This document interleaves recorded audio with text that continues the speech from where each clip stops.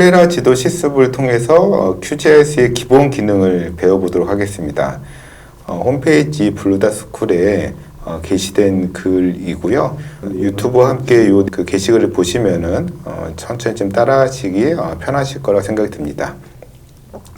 그 앞서서 이 데이터는 지오다 데이터 앤 랩이라는 곳에서 저희가 좀 구했습니다. 여기 사이트를 한번 들어가 보시면은요, 존 스노우의 19세기의 콜레라 지도와 관련한 여기 데이터가 있어서 이 데이터를 갖고 저희가 좀 진행했다는 점 말씀을 드리고요. 데이터의 잠깐 배경을 설명을 드리면은 1800년대 그 후반에 영국에서 콜레라가 상당히 많이 좀 창궐 했었는데요. 당시 이제 존 스노우 박사가 이거를 지도의 매핑을 통해서 콜레라가 어떤 오염된 물하고 관련성이 있다라는 것을 밝히는 어떤 계기로 활용되었었습니다. 당시에 이 콜레라의 사망자 집계 현황 자료를 이용해서 여기에 중심에 빨간 점이 일종의 문제의 펌프이거든요. 이 펌프의 물을 이용한 사람들이 많은 사람들이 이제 콜레라로 이제 사망을 했는데 그 펌프로부터 반경 어느 정도 거리에 떨어지는 거에 따라서 요 이제 사망 밀도가 높다라고 하는 것. 그러니까 빨간색일수록 높고 파란색일수록 낮은 형태인데요. 이걸 이렇게 그림으로 시각적으로 보여준 것입니다. 한번 좀 예제를 통해서 한번 좀 실습을 해보도록 하겠습니다. 저희 실습 예제는 4강에 이 콜레라 지도라고 하는 폴더 안에 있고요. 전체 파일의 구성을 보면 이렇게 됐습니다. 첫 번째 콜레라 데스라고 하는 이제 파일이 이게 또 한 6가지가 되죠. 자, 요거는 이제 사망자에 대한 데이터이고요. 또 펌프가 하나, 둘, 셋, 넷, 5개의 데이터가 있는데요. 이거는 그 영국 그 브로드가의 근처에 그 펌프들이 표시되어 있는 겁니다. 점으로 된 표시이고요. 그리고 여기에 보면은 스노우 맵이라고 해서 여기에 유형이 TIF 이미지라고 이렇게 되어 있습니다. 이거는 당시 콜레라 지도를 이미지화한 겁니다. 요게 당시에 이제 그 유명한 이제 콜레라 지도, 여러분들 혹시 이제 구글에서 검색을 해보시면은 위키백과나 등등에서 이런 지도가 검색이 될 겁니다. 요거를 현재의 지도처럼 좀 재현을 한 건데요. 예를 들면 우리가 어떤 약도를 이제 그린다고 하면은 그 약도를 그림으로 그려놓고 실제 지도 위에 그 위치를 정확하게 얹힌 겁니다. 즉 이거는 레스터 그 형식의 파일이라 볼 수가 있는 거고요. 크게 이렇게 파일은 3가지 종류가 있다는 점 우선 이해하시고, 그러면 우리가 이제 콜레라 지도를 QGIS를 통해서 한번 좀 재현해 보면서 몇 가지 주요 기능들을 살펴보도록 하겠습니다. 우선 우리가 배경 지도가 좀 필요하겠죠. 막 메뉴 툴바에서 웹을 클릭하시면은 우리가 오픈 레이어 플러그인 아까 설치를 했었잖아요. 여기에서 오픈 스트리트 맵을 열어보겠습니다. 이렇게 3개 지도가 나오죠. 네. 자, 두 번째는 우리가 콜레라 지도를 이미지로 만든 레이어, 즉 그걸 한번 추가해 보겠습니다. 레이어에 보면은 레이어 추가에서 레스터 레이어 추가입니다. 이거는 이미지의 위치 정보를 표시하는 겁니다. 원래는 이미지 파일인데 위치 정보를 표시를 해서 우리가 지도에 이렇게 좀 올릴 수 있는 건데요. 소스에서 데이터의 위치를 찾고 콜레라 지도에 스노우 맵이라고 하는 TIFF 이미지를 선택을 하시면 됩니다. 하고 다른 거는 선택할 필요 없어요. 추가. 네, 이거는 좌표와 관련한 건데요. 설명을 좀 생략하고 우선 기존에 선택되어 있는 거를 그냥 확인하고 넘어가도록 하겠습니다. 전 세계 지도에 있다 보니까 이 영국의 이 추가된 지도가 보이지가 않죠. 한번 우리가 영국을 한번 좀 찾아가 보도록 하겠습니다. 요걸 한번 클릭해 보십시오. 전체 보기. 네. 요거를 활성화를 안 해놓으면은, 자, 이거는 저희 구글 스트리트 맵이에요. 실제 요거는 거리의 지도인데요. 요거를 이미지, 이 스노우 맵이라고 하는 일종의 콜레라 지도를 하면은 지금 이거를 그림으로 이미지한 건데 지금 바탕에 깔려 있는 거하고 거의 일치를 하는 거죠. 즉, 이 지도를 거의 이제 실제 지도화처럼 이미지화를 해서 여기에 위치 정보를 줘서 이렇게 해당 위치에 이렇게 앉힐 수 있도록 만든 파일입니다. 두 번째는 우리가 이제 사망자를 한번 불러와 보겠습니다.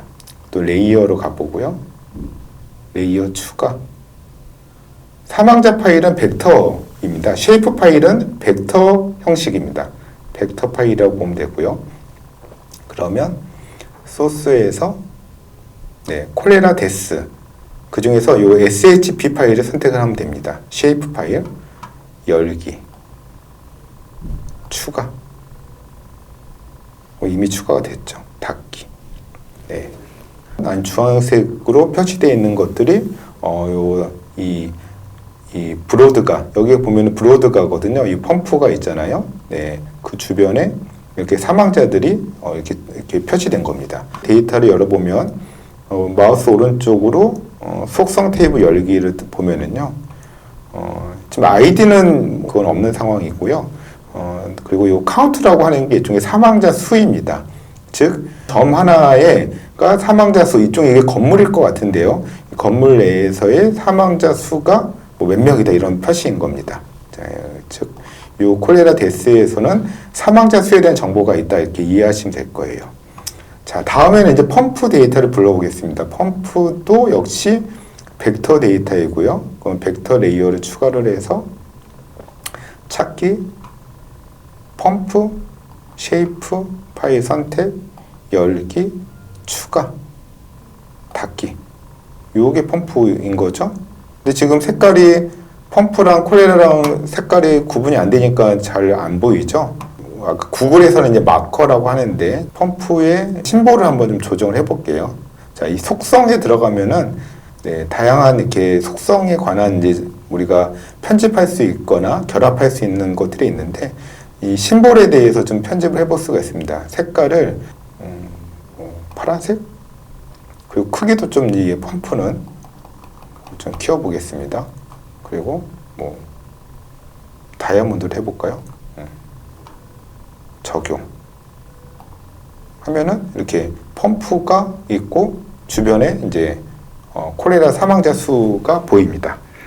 자, 이렇게 보면은 여러분들께서는 이 지금 그 문제의 펌프가 요 데이터셋에서는 요 블로드가에 있는 요 지금 제가 마우스로 표시된 요 펌프인데요. 이 펌프를 중심으로 뭔가 이 가까울수록 사망자 수가 많다라고 하는 게 하나의 좀 흐름인 건데 어떻게 좀 그렇게 보이실까요? 그걸 조금 더 이렇게 좀 정량적으로 보여주는 거를 한번 좀 해보도록 하겠습니다. 그때 사용하는 게 일종의 우리가 버퍼라는 이제 어떤 기능인 건데요. 이 펌프, 이 문제의 펌프를 중심으로 한번 버퍼를 생성을 해보도록 할게요. 자, 여기서 방법은 벡터에 들어가서 지리정보 처리 도구에 가면 버퍼가 있습니다. 그럼 펌프가 입력 레이어는 펌프가 돼 있어요. 거리는 예를 들면은 뭐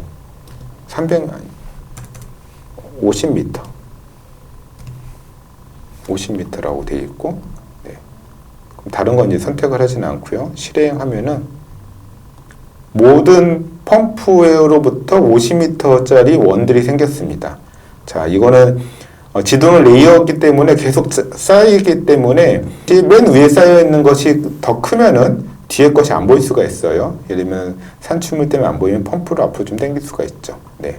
이렇게 돼 있는데 근데 우리는 요거만 필요한 겁니다. 요 펌프만. 그래서 요 산출물은 지우도록 하고요. 레이어 제거를 하고 요 펌프만 선택을 해서 해보겠습니다. 아까 펌프를 선택하는 방법은 여기 빠른 작업 도구 밑에 있는 요 영역 또는 단일 클릭으로 피처를 선택한다라고 해서 얘를 이렇게 살짝 얘를 한번 클릭을 해볼게요. 자, 가끔 이거 클릭을 할 때 옆에 다른 피처들이 있기 때문에 잘 클릭이 안 될 때가 있습니다. 근데 이렇게 잘 선택을 했네요. 그럼 요 펌프만 지금 노란색으로 되어 있는 거는 얘만 지금 선택이 되는 상황입니다. 그러면은 다시 벡터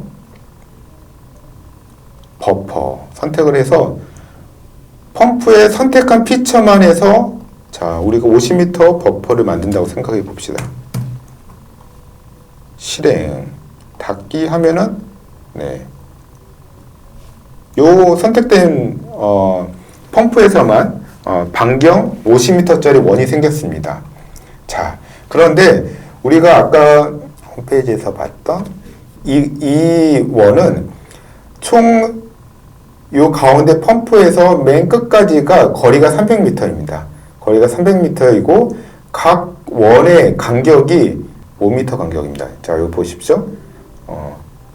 브로드 스트리트 펌프 위치에서 시작하여 펌프 주위로 5m 간격으로 총 60개의 폴리곤을 만들어서 표시를 한 겁니다.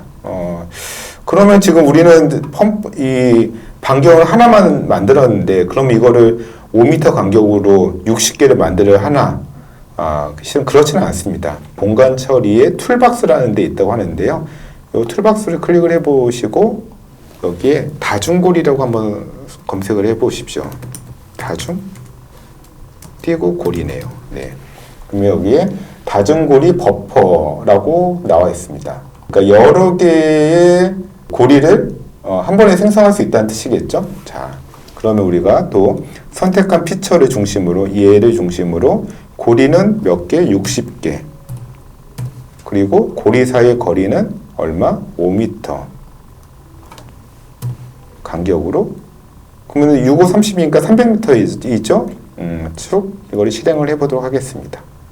네, 이 산출물은 지워보고요. 불필요한 거는 지워주는 게 좋겠죠? 그리고 얘는 이렇게 밑으로 가보겠습니다. 왜냐면 선택된 어떤 펌프하고 그리고 사망자를 보여주기 위해서죠.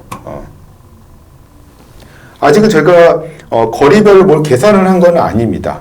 그런데 이렇게 또 60개의 어떤 5m 간격으로 선을 그리다 보니까 뭔가 이쪽 가까운 쪽이 멀수록 여기 좀 별로 없고요. 그래 보이네, 이렇게 좀 생각이 되죠. 자, 그러면 아까 우리가 홈페이지에서 봤던 다중고리 버퍼에서 사막 밀도를 어떻게 표시할 수 있을까, 이걸 한번 좀 보도록 하겠습니다.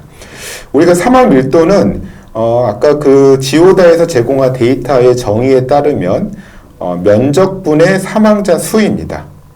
즉 단위 면적당 사망자 수가 얼마나 많은가, 이거를 사망 밀도라고 표시를 한 거죠.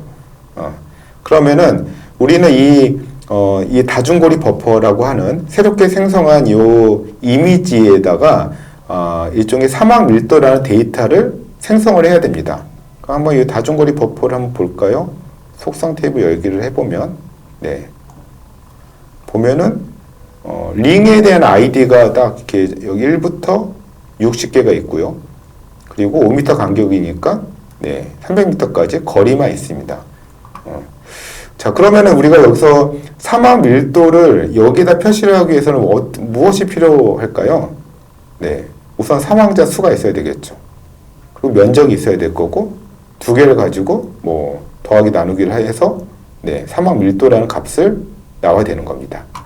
우선 사망자 수를 여기에다 필드를 생성해 보도록 하겠습니다.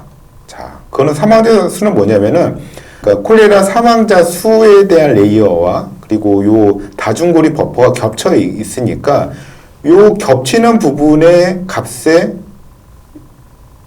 요 사망자 수를 값을 넣어주면 되는 겁니다. 그 방법은, 자, 이 벡터에 들어가서 분석 도구에 포함하는 포인트 개수 계산, 즉 벡터 거리에 60개의 고리가 있습니다. 개별적 고리가 있는 건데요. 그 개별적 고리 안에 포함된 포인트의 개수를 계산할 수가 있는 거죠. 그렇죠? 포인트의 개수를 계산할 수 있다. 그걸 통해서 사망자 수를 값을 생성할 수가 있다라고 하는 겁니다. 그럼 폴리곤은 다중거리 버퍼가 되고요. 포인트는 우리가 펌프하고 콜레라 데스가 있는데 콜레라 데스로 넣어줘야 되겠죠. 네. 근데 여기 이제 가중치 필드가 있습니다. 이건 한번 좀 생략하고 넘어가 보도록 할게요. 그러면은 실행 닫기 하면은, 자, 참고로 QGIS는 계속 작업을 할 때마다 이렇게 새로운 산출물이 나옵니다.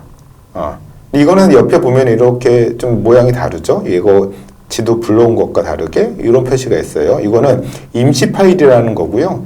여기 보면 임시 스크래치 레이어에 해당된다 해서 이거는 이 프로젝트를 종료하면 얘는 사라집니다.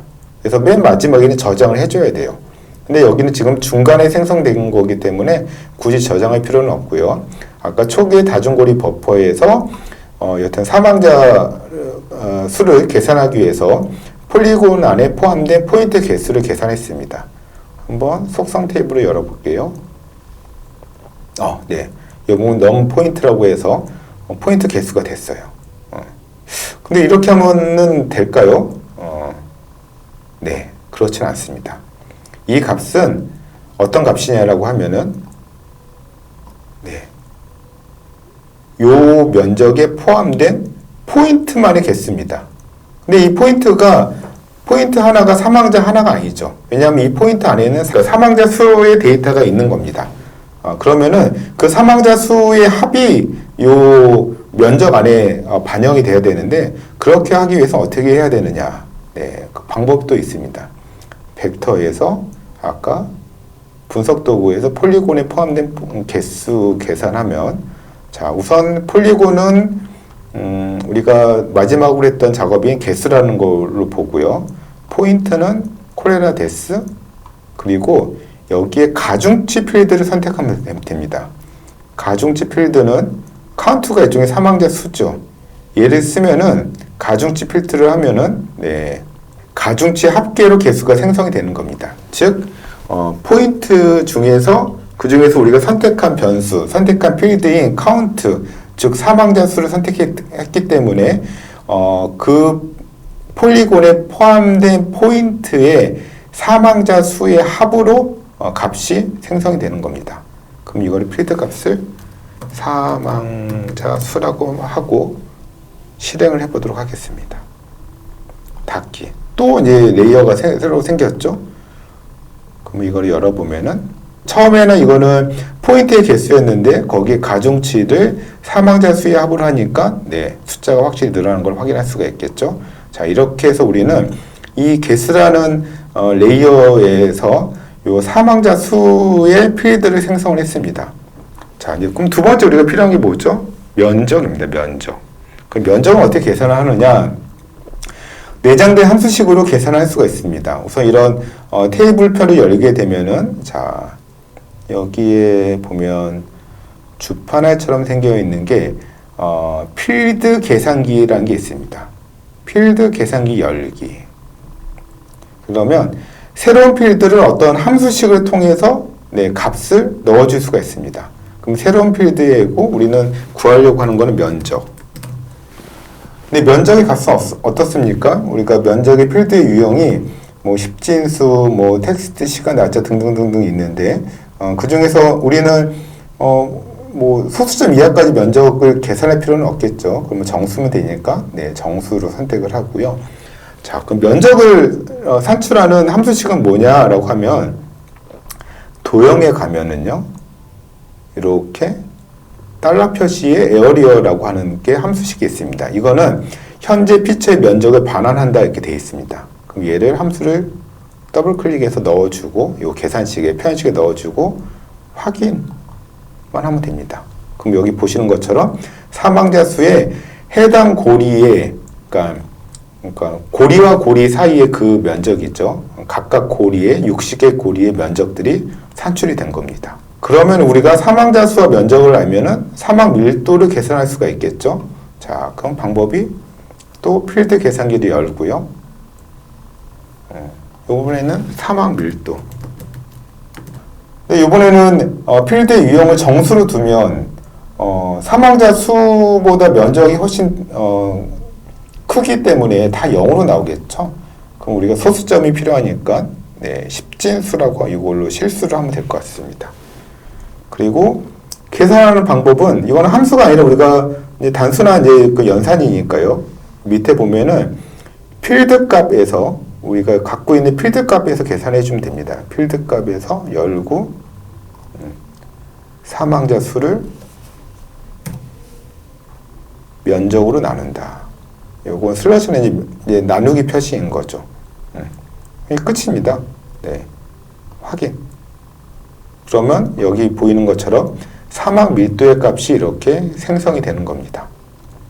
자, 이제 우리가 이제 사막 밀도의 값을 구했기 때문에 이거를 이제 어떻게 시각화하느냐 이걸 이제 할 수가 있습니다. 그러면 이제 현재까지 다 편집 작업을 완료를 했기 때문에 여기에 약간 연필 표시가 되어 있는 편집 모드를 켜고 끄는 건데요. 얘를 딱 닫으면은 네, 저장이 됩니다. 그러면 사막 밀도가 표시되어 있는 값을 네, 이렇게 구할 수가 있겠죠. 아직은 임시 파일입니다. 임시 파일이기 때문에 이거는 좀 저장할 필요가 있겠죠. 자, 그러면 오른쪽 마우스 오른쪽으로 하고 우리 내보내기 지난번에 한번 해봤어요. 내보내기를 하면은 피처를 다른 이름으로 저장하는 게 있습니다. 네, 쉐이프 파일 형식이고요. 파일 이름에 네, 여기가 4강에 콜레라 지도라고 하고 한번 저장을 해보겠습니다. 네, 여기 보면은 내보낼 때 필드를 어떤 거를 선택할 수도 있어요. 뭐 예를 들면은 아까 넘 포인트 이거는 불필요하니까 얘는 뺄 수도 있겠죠. 네, 뭐 이렇게 내보내고요. 네. 그리고 저장된 파일은 지도에 추가라고 해서 네, 이렇게 하면은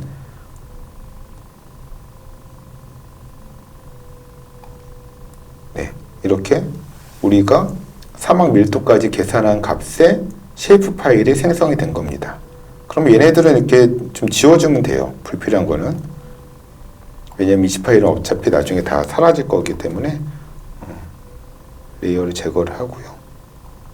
그리고 요것도 지금 요게 제일 앞에 레이어가 있으니까 제일 크니까 뒤에 이제 펌프나 콜레라 데스가 안 보이죠? 얘를 이렇게 밑으로 해가지고 이렇게 보이도록 하겠습니다. 그리고 얘 아직 펌프가 선택으로 되어 있어요. 그러면 선택을 해제해야 되는데 아까 영역 또는 단위 클릭으로 피처 선택하는 거 옆에 보면은요. 네, 모든 레이어에서 선택 해제가 있습니다.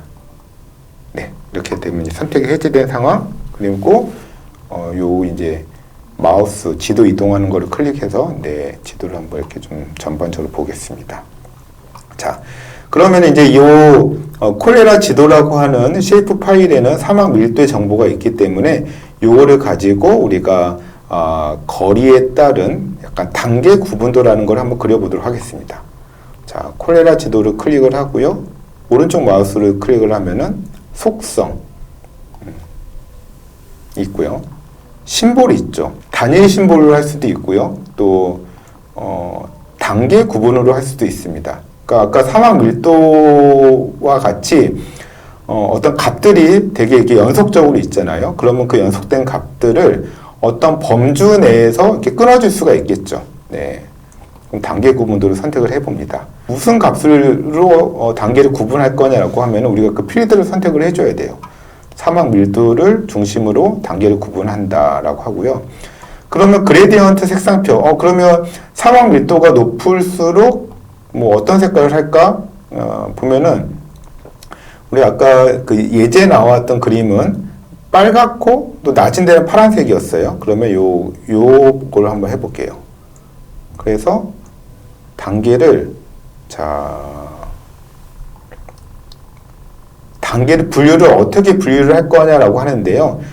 내추럴 브레이크 방식도 많이 쓰고요. 그리고 우리가 분위수 방식도 많이 씁니다. 이번에 한번 내추럴 브레이크라고 그런 걸 한번 해볼게요. 자, 5단계로 나눠졌습니다. 근데 보시면은 값이 낮은 게 빨갛고 값이 높은 게 파란색으로 돼 있죠. 우리는 값이 높은 게 빨간색이면 좋으니까요. 얘를 다시 클릭을 해보면은요. 그레디언트 색상표 반전이라는 기능이 있습니다. 그럼 이렇게 선택을 하면은 빨간색의 값이 높고 파란색의 값이 낮은 형식. 그래서 적용을 누르면은 확인하면은 네. 그럼 비슷한가요? 네. 너무 이쪽에 파란색이 되어 있는데 잠깐만요. 그러면은 다시 속성을 열고 단계를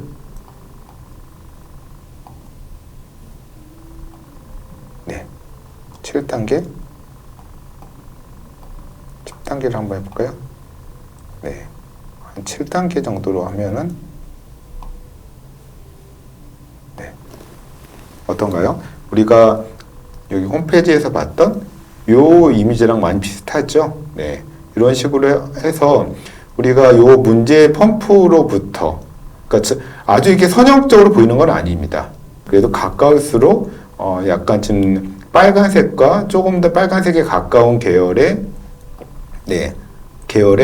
사막 밀도가 높게 나오고 멀수록 사막 밀도가 낮은 형식, 낮다고 하는 거를 이렇게 시각적으로 보여줄 수가 있습니다. 그래서 이렇게 범례가 좀 나오기도 하고요. 이렇게 만들어져 있는 지도는 프로젝트에서 내보내기에서 지도를 이미지로 내보내기를 할 수도 있습니다. 캠퍼스에서 그리게 하면은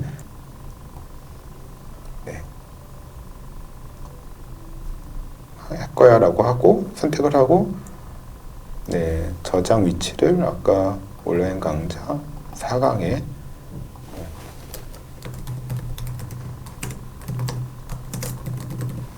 G로 선택을 해서 저장을 하면은